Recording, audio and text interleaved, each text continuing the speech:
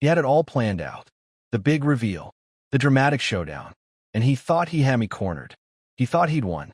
He had no idea that I had a secret of my own, a secret that would not only destroy his life, but send his entire world crashing down. And I was going to use it to make sure he and my girlfriend never saw it coming. This story, man, this story is kind of insane. It's about how I finally realized my girlfriend was just using me, and how her best friend was just this arrogant, manipulative guy who had her completely wrapped around his finger. It's about a tiny little favor she asked me for, a simple apology that turned into the single most satisfying moment of my entire life. So, for about 2 years, I was with this girl, Kate. And for about 2 years, I felt like I was in a relationship with 3 people. Me, Kate, and her best friend, Simon. I never understood it. She and Simon were inseparable. They went to lunch. They'd go to the movies. He'd text her at all hours, and she'd smile at her phone like a teenage girl with a new crush. He was her best friend, but it felt like more than that. It felt like I was always a third wheel. Simon was just the worst. He was a good-looking guy, I'll give him that. He was a personal trainer, and he looked like he was carved out of granite. He had this whole, I'm a main character vibe. Everything he said was a grand pronouncement. Every story he told was about how he was the hero, the smartest guy in the room, the one who saw it coming. He talked a lot about his hustle, his grind, his side projects. But mostly, he just talked about himself. And Kate ate it up. She hung on his every word, her eyes all wide and admiring, like he was some kind of genius. It honestly made me sick. She'd say things like, Simon is just so successful, you know? He's going to be a millionaire before he's 30. And I'd be like, yeah, I get it. I'm happy for him. But maybe we could, I don't know, talk about our lives for a minute? But she'd just wave it off. Don't be jealous, honey. He's just my best friend. Jealous? No. Frustrated? Absolutely. I'm not saying I wanted her to stop being friends with him, but the man had more influence on her than I did. She consoled him about everything. What to wear, where to go on vacation, whether or not to take a new job. She'd always call him my rock. I started to feel like the only reason I was there was to pay the bills and take her out to dinner. And honestly, I think that's exactly what I was for. One night, Kate and Simon get into this stupid argument about a movie. I don't even remember what it was, something dumb about the ending. But Kate, being Kate, got all dramatic and stormed off. I followed her, trying to calm her down, and she just snapped at me. Why don't you ever defend me? Why don't you stand up for me to Simon? I was stunned. What? He's your friend. It was a dumb argument. I'm not going to take sides over a movie. She started crying. Real crocodile tears, you know? He's just so harsh sometimes. He doesn't know how to apologize. And I'm just standing there thinking, asterisk, this is my life now. Crying over a movie and this dude. Asterisk. Fast forward a few months. Simon invites me to his weekly poker night with some of his buddies. Kate was out of town visiting her family, so I figured, hey, maybe this is a chance to finally connect with this guy, to find out what makes him tick, to see if he's not just a walking, talking ego. I show up. It's exactly what you'd expect. Dudes in a basement, a cloud of cigar smoke, cheap beer, and a lot of guys talking about their jobs and how great they are. Simon is, of course, the king of the castle. He's winning big, throwing down cards with this smug look on his face, a big, fat grin. But then I notice something. Every time his phone buzzes, he looks at it, and not with the quick glance you give when your wife texts you. This was a secretive look. He'd duck his head, hide the screen, and type back a quick response. A few times, he'd get up and go into the other room to take a call. Later in the night, everyone's a little tipsy. The poker game is winding down. It's just me and Simon left in the basement. He's counting his chips, still wearing that ridiculous grin.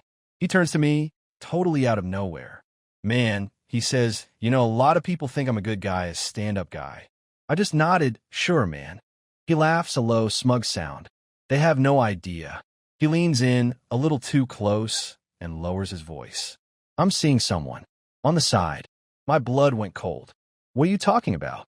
He looks at me, like I'm a child who just can't grasp the complexities of the adult world. I've been seeing this girl for like 6 months. Her name is Samantha. It's nothing serious, just a bit of fun. But hey, well, my wife doesn't know, right? I felt my stomach drop. This guy, this guy who was so adored by Kate, so successful, so moral, was a cheating scumbag. And he was telling me this secret because he thought I was just some dumb boyfriend who would keep his mouth shut. I didn't know what to say. I just stood there, looking at him, this huge grin on his face. I was staring at a monster. I got out of there as fast as I could. I went home, and I couldn't sleep. The image of his smug face, the way he just bragged about cheating on his wife, Clara. It was disgusting. I knew Clara. She was a sweet woman, a kindergarten teacher. She was so kind, and she was completely in the dark. I wanted to tell her. I wanted to expose him for the fraud he was. But I couldn't. Not yet. Not because I was scared of him, but because I knew Kate, and I knew what she'd do if I told anyone. She'd defend him. She'd twist the story. She'd make it seem like I was the bad guy for not being loyal to her best friend. I kept that secret bottled up inside me for weeks. It was a weight, a heavy, dark rock in my gut. Every time Simon's name came up, I'd get this sick feeling. Every time Kate would go on and on about how great he was, I'd just have to sit there and listen, knowing the truth. I was waiting for my moment. I just didn't know what it would be. The moment arrived in the most unexpected way, and from the last person I would have expected it from. Kate came home one day, fuming. She had been at Simon's house helping him with some landscaping project. Apparently, they'd gotten into it again. She said Simon had been short with her, that he'd belittled her ideas for the garden. She was on the verge of tears, pacing back and forth, saying she couldn't believe he would talk to her that way. He needs to apologize, she said, more to herself than to me. He needs to understand that I'm not just some assistant. Then she stops pacing and looks at me, a sudden, cold calculation in her eyes. You know what? She said, her voice dropping. You're going to call him and you're going to tell him to apologize. You're going to stand up for me for once. I just stared at her. What? No. He's your friend. You handle it. No, she yelled, her voice getting shrill. I can't. He'll get mad at me. He'll say I'm overreacting. But he'll listen to you. You're a man. You'll make him understand. I shook my head. I'm not doing that, Kate. It's ridiculous. No. What's ridiculous, she said, her voice turning icy, is that you let him treat me this way. You're supposed to be my boyfriend. You're supposed to have my back. If you don't call him and demand an apology, I swear to God. She didn't finish the threat. She didn't have to. I knew what she meant. She was going to make my life a living hell. She was going to make me feel guilty for weeks. She was going to give me the silent treatment and blame me for everything that was wrong with our relationship. I'd been through this cycle 100 times. But this time was different. I had his secret, and she was giving me the perfect opportunity to use it. She wanted me to stand up for her, to fight her battles for her. Fine, I would. But I was going to fight a different battle entirely. I took a deep breath, and I looked at her, and I saw her for what she was, a manipulative person who saw her best friend as a prize and me as a tool. And in that moment, I realized I was finally free. Okay, I said, my voice quiet, calm. I'll do it. I'll call him. Her face lit up. She had no idea what she had just unleashed. I wasn't just going to call him. I was going to pay him a visit, and I was going to make sure his wife was home when I did. My phone. I pulled out of my pocket, but I didn't call him. I just stared at the screen for a minute, looking at her and her expectant face. What? She said a little impatiently. Did you call him yet? I just shook my head. No, this is something I have to do in person. She looked at me, confused. In person? What? Because, I said, and my voice was so calm, so much more calm than I felt, because you said you wanted me to stand up for you, to be your rock. And you're right. I'm going to go over there, and I'm going to have a real talk with him, face to face. I'm going to make sure he knows how much he hurt you. She beamed. That's what I'm talking about. Oh, babe. Thank you. See? I knew you'd understand. You're the best. It was like a switch had flipped.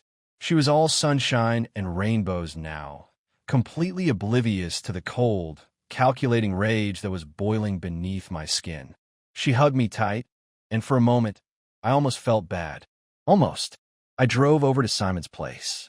It was a nice house, the kind of place a personal trainer could only afford if they had a good side hustle or a wife with a good job. I pulled up and my heart was pounding, a nervous kind of excitement. This was it. This was my moment. I walked up to the door, and before I could even knock, it swung open. It was Clara, his wife. She was in a simple t-shirt and yoga pants, her hair pulled back. She looked tired, a little worn down, but she still had that kind smile. "Oh, hey," she said, surprised to see me. "Come on in. Simon's just in the kitchen." "Hey, Clara," I said, walking past her. Is everything okay? You seem a little stressed." She sighed. "Oh, just the usual. Simon's been so busy lately with his side projects. He's always on his phone, always so distracted. I feel like we're drifting apart." My gut clenched. The words hit me like a punch to the stomach. She was a good person, a really good person. And this asshole, this pompous, self-important jerk, was cheating on her. The rage I felt before was nothing compared to this. This was a deep, searing anger, the kind that makes you want to burn something down. Simon walked in from the kitchen, a glass of water in his hand. He took one look at me, and his face hardened. "What's he doing here?" he said to Clara, completely ignoring me. Clara looked at him, confused. "I don't know. He just showed up." I stepped forward, my hands in my pockets, my voice low and even. "I'm here because Kate said you were a jerk to her. She wants an apology." Simon burst out laughing. "An apology? For what? For telling her ideas about my garden were stupid? It's my house, man. I'll do what I want." He took a sip of his water, a smug look on his face. "Tell your girlfriend to grow up." I felt something inside me snap. My moment. It was now. "That's not why I'm really here, Simon," I said, my voice barely a whisper. "I'm here because of a little side project of yours. Her name is Samantha. I believe you've been seeing her for about 6 months." The color drained from his face. His water glass slipped from his hand and shattered on the floor. His eyes, wide with panic, darted from me to Clara and back again. He looked like a deer caught in headlights. Clara just stood there, her mouth slightly agape, her eyes fixed on Simon. "What was he talking about, Simon?" she asked, her voice shaking. Simon, for once in his life, was speechless. He just shook his head, a silent, desperate plea in his eyes. "Don't lie to her, Simon," I said, my voice rising a little now. "Don't you dare. She deserves the truth." "He's lying, Clara." Simon finally managed to stammer out. He's just trying to get back at me for something." "No, he's not," I said, a slow, cold smile spreading across my face. "He told me himself. At poker night. He said she was just a bit of fun, and that what you don't know won't hurt you." Clara's face, already pale, went completely white. She looked at me, then at Simon. She didn't need me to say another word. The truth was written all over Simon's face. The panic, the shame, the fear, all of it was there for her to see, for her to finally understand. She took a step back, her hand flying to her mouth. A small, choked sob escaped her lips. Is this true, Simon?" Simon just stood there, the broken glass at his feet, his mouth opening and closing like a fish out of water. He had nothing. His world, it was all coming down around him. And I just stood there, watching it all unfold, a calm satisfaction washing over me. This was the payback. This was the moment I had been waiting for. For Clara, for myself, for every person Simon had ever treated like they were beneath him. I looked at him, and for the first time, I felt no anger. Just pity. A deep, cold, empty pity. He had it all. A beautiful house, a loving wife, a life that many people would envy. And he threw it all away for a little bit of fun. I turned and walked out the door, leaving them to their shattered pieces. My mission was complete. I got into my car, and as I drove away, I saw Clara standing in the doorway, her head in her hands, her shoulders shaking. And I saw Simon, his face a mask of a broken man, standing in the middle of his living room, surrounded by broken glass. I drove home, a lightness in my chest I hadn't felt in months. I had done the right thing. It wasn't revenge. It was justice. When I got back to my apartment, Kate was waiting for me, a huge grin on her face. "So, how'd it go? Did you tell him off?" I just looked at her, and the grin slowly faded from her face. She could see it in my eyes. Something was different. Kate, I said, I have to be honest with you. Simon, he's not the man you think he is. Her eyes went wide. What are you talking about? What did he say? He told me he's been cheating on Clara. I said, my voice still quiet. And I told her. The words hung in the air. For a moment, she just stared at me, a blank look on her face. Then, the silence was shattered by a scream. Not a scream of shock. A scream of pure, unadulterated rage. You what? She shrieked. You told her? Are you insane? Why would you do that? I just stood there, watching her unravel. Because it was the right thing to do, Kate. She deserved to know. She started pacing, her hands running through her hair. The right thing to do. The right thing to do. You just ruined his life. His whole family is going to fall apart. You were supposed to be on MY's side. You were supposed to be my best friend. My boyfriend. You were supposed to have my back. Your back, I said, a bitter laugh escaping my lips. I had your back for 2 years while you put this man on a pedestal. I had your back while you made me feel like I was a third wheel in my own relationship. And you know what? He's not a friend, Kate. He's a liar and a cheater. And you're just a pawn in his game. She stopped pacing and just stared at me, her face red, her eyes full of venom. You're just jealous, she spat. You're jealous of him. You've always been jealous of him. No, Kate, I said, I'm not jealous. I'm just finally free. I walked over to the closet, opened it up, and started pulling her things off the hangers, throwing them into a duffel bag. What are you doing? She shrieked. I think we're done, Kate, I said, my voice a cold, hard stone. I think you should go and be with your best friend. He's going to need you now more than ever. I wasn't just kicking her out of my life. I was reclaiming it, and it was just the beginning. I had no idea what was coming next, but I knew one thing for sure. I was done playing games. I was done being a pawn, and I was done with Kate and her best friend, Simon. For good. Her screams, they echoed in the small apartment, bouncing off the walls, making my ears ring. She started grabbing her clothes and just throwing them at me. A dress wrapped around my head. A t-shirt hit me in the face. She was a whirlwind of pure, unadulterated fury. You were so pathetic, she shrieked, her voice cracking. You did this because you're jealous. You're jealous of Simon. You're jealous of his success, his life. He has everything. And you're nothing. You're a nothing. The words didn't even sting. They were just noise. The desperate, pathetic cries of someone who was losing control. For so long, she had held all the power. Her approval was a carrot. Her disapproval was a stick. I had spent 2 years walking on eggshells, trying to please her, trying to be the man she wanted me to be. And all of it was just to keep this flimsy, toxic thing we call relationship alive. Now it was over, and she couldn't handle it. I'm not jealous, Kate, I said, my voice still calm, still flat. I'm disgusted. I'm disgusted that I spent 2 years with a woman who thought so little of herself that she put a cheater on a pedestal. And I'm disgusted that I was so weak that I let you do it. She stopped throwing things and just stared at me, her eyes wide with disbelief. She hadn't expected me to fight back. She had expected me to cower, to apologize, to beg her to stay. She had a script in her head, and I was going off book. You're making a huge mistake, she said, her voice dropping to a low, venomous hiss. Simon and we're going to get through this. He's going to need me now. We'll be closer than ever. I laughed, a short, bitter laugh. Closer? He's going to need you to find him a new place to live, a new job.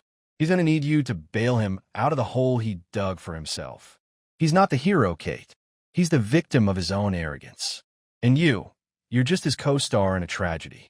I walked over to the front door, opened it, and gestured outside.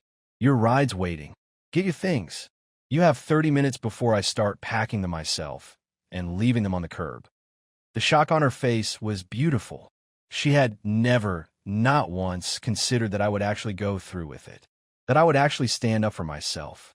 She thought I was just bluffing, that this was just some big argument that would blow over in a few hours. You can't do this, she screamed, running to the door and trying to block it. This is our home. You can't just kick me out. No, Kate, I said, my voice like ice. This is my home. You live here. There's a big difference. You have your keys. You have your things. Get out. She tried to argue. She tried to cry. She tried to manipulate me.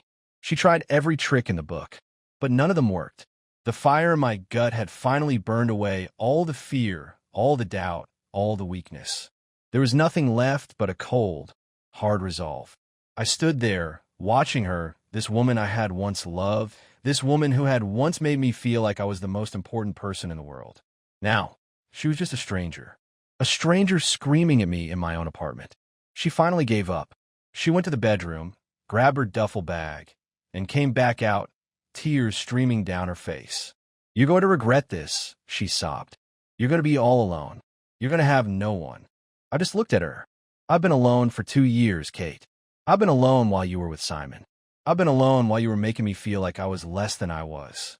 I've been alone while you were busy trying to live your perfect Instagram life. I'm not afraid of being alone." She left. The door slammed shut behind her, and the silence that followed was deafening. I stood there for a long time, just listening to the quiet. It wasn't sad. It wasn't lonely. It was peaceful. For the first time in a very long time, I felt like I could breathe. The phone rang a few minutes later. It was Simon. I almost didn't answer it. But then I figured, what the hell? Might as well hear what he had to say. His voice was a mess. It was ragged, full of a mix of rage and despair. You son of a bitch," he snarled. "What did you do? What did you tell her?" "I told her the truth, Simon," I said, my voice calm, almost bored. "I told her you were cheating on her. That's all. The rest was on you." "You ruined me," he screamed. "Claire is gone. She took the kids. I have nothing. Nothing because of you." "No, Simon," I said, my voice still quiet. "You ruined yourself. I just held up the mirror. You didn't like what you saw, and now you're blaming me for it." He hung up on me, and I just stood there, holding the phone, a small smile on my face. He had lost everything, and it wasn't because of me. It was because of him. He was a cheater. He was a liar, and he had finally been exposed. I was finally free. From Kate, from Simon, from the constant stress, the constant drama, the constant feeling of being a disappointment. I opened the windows, letting the fresh air in, chasing out the last ghosts of our broken relationship. I turned on some music, something I hadn't done in a long time. I started cleaning the apartment, washing away the last remnants of a life that wasn't mine anymore. I was finally me again, and I had no idea what was next. But I knew one thing for sure. It was going to be better than what I had. It was going to be better than what they had. It was going to be real. The apartment, it felt bigger somehow. Cleaner, lighter. Everything that had belonged to Kate was gone, packed into boxes and dropped off at her sister's house. I had no idea where she was, and honestly, I didn't care. The silence wasn't a void anymore. It was a space to fill with my own life. I started reconnecting with my friends, guys I'd been neglecting because Kate didn't like them. We'd go out for a drink, watch a game, and for the first time in years, I felt like I was part of a conversation, not just a spectator. They'd ask about Kate, and I'd just shrug. "We broke up," I'd say. "It's for the best." And they'd all just nod, a look of quiet understanding on their faces. They knew. They'd always known. Work became a source of pride again. I wasn't distracted by her drama, by her constant needs. I could focus. I started taking on more projects, and my boss noticed. I got a raise, a small bonus. It wasn't about the money. It was about the validation. The feeling that I was building something for myself, not just treading water to keep someone else afloat. And Simon's life imploded just as I knew it would. I heard bits and pieces through the grapevine. His wife, Clara, had left him, taking the kids. The nice house went up for sale. His side projects all fell through. He was a personal trainer with no clients, a life coach with no life. He had nowhere to go, no one to turn to. He had been so used to being the center of attention, the hero of his own story. Now he was just a footnote. Kate, her fall was even more spectacular. She tried to spin the story, of course. She tried to tell everyone that I was the bad guy, that I was jealous and vindictive, and that I had ruined Simon's life out of spite. But it didn't work. Everyone knew Simon. They knew his arrogance. And they knew Kate's obsession with him. The story just didn't hold up. She lost a lot of friends, a lot of social standing. The people who had once admired her for her amazing relationship with Simon now saw her for what she was, an accomplice to a cheater. She tried to come back. She called me a few times, sobbing, apologizing. I made a mistake, she'd cry. I want to come home. But it was too late. The person she had been talking to, the person who might have listened to her, he was gone. He had died the day I learned Simon's secret. And in his place was a man who knew his own worth, a man who had finally found his voice. I didn't hate her. I had moved on. And then, a few months later, I got a text message. It was from Clara. My heart skipped a beat. She had found my number through a mutual friend, she said. She wanted to thank me. I met her for coffee. She looked tired but happy, like a weight had been lifted off her shoulders. She told me everything, how she had always suspected something was wrong, how she'd felt like she was a second-rate wife to her perfect husband, how she had been so grateful that I had the courage to tell her the truth. You gave me my life back, she said, her eyes welling up with tears. I was in a cage, and you opened the door. I can't thank you enough. We talked for hours. Not about Simon, not about Kate. We talked about ourselves, about our lives, about the things we were passionate about. She was a kindergarten teacher who loved painting. I was a tech guy who loved hiking. We had nothing in common, and we had everything in common. We were two people who had been through the same storm, and we had both come out on the other side. That was the beginning of a friendship that, to this day, I cherish. We never dated. We never even considered it. We were both just healing. But we had a connection, a bond built on honesty, on trust, on the wreckage of our pasts. The story of Simon and Kate. It's a cautionary tale, I guess. It's a story about what happens when you put your trust in the wrong people. But for me, it's not a sad story. It's not a story about loss.